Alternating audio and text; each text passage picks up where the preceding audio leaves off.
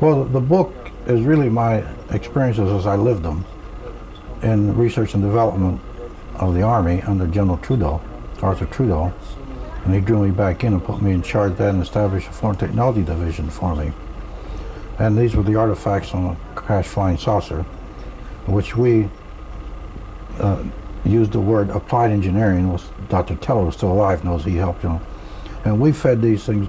He gave me the job of finding industry or scientists that were close to these items and feed us to them in normal R&D projects. And you're saying these items came from somewhere else? They came from a flying saucer. How do you know that? Because they were marked in the files as coming from New Mexico. Roswell? Yeah, it's Roswell.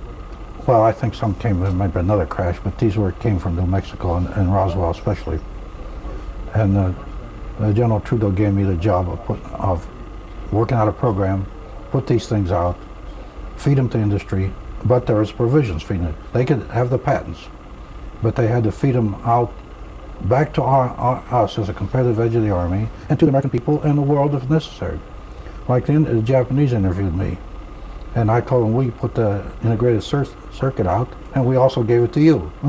And I told the Japanese this right at the interview at Roswell. Give me a little laundry list of the things that, the technologies that are at least partially responsible from the Roswell. Well, there's the number one was the integrated circuit.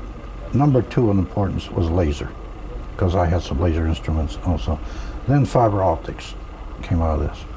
The imaging devices or night viewing devices came from this. Some of the work we did on electromagnetism and the ICBMs and came from this. Imagine the scientists and technicians and the companies that worked on this stuff are not real happy with your version of history. No, I haven't heard anything. In fact, I've heard from scientists, at least a dozen of them since then, and they're supporting everything in the book. They say it's true. In fact, I just got a letter before I left from McDonald's nephew, or son, and he told me that a lot of people come from IBM